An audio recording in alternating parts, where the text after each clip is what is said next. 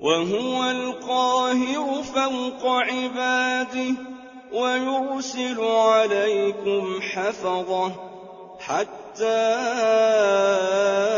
إذا جاء أحدكم الموت توفته رسلنا وهم لا يفرطون ثم ردوا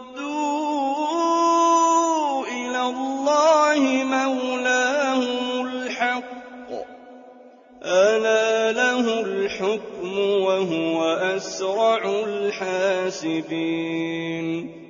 قل من ينجيكم من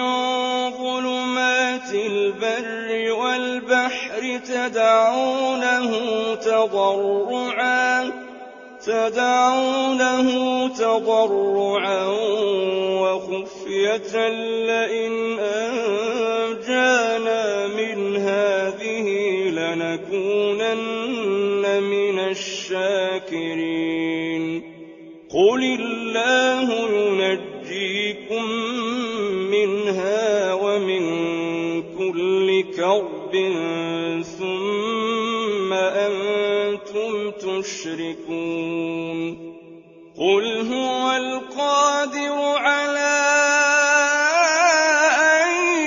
يبعث عليكم عذابا من فوقكم أو من تحت أرجلكم أو يلبسكم شيعا ويذيق بعضكم بأس بعض انظر كيف نصرف الآيات لعلهم يفقهون وكذب به قومك وهو الحق قل لست عليكم بوكيل لكل نبأ مستقر وسوف تعلمون وإذا رأيت الذين يخوضون في آياتنا فأعرض عنهم حتى يخوضوا في حديث غيره وإما ينسينك الشيطان فلا تقعد بعد الذكرى مع القوم الظالمين وما على الذين يتقون من حسابهم من شيء ولكن ذكرى لعلهم يتقون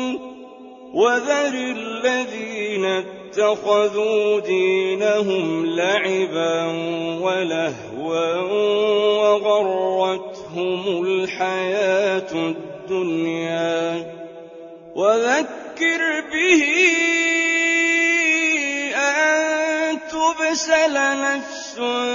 بما كسبت ليس لها من دون الله ولي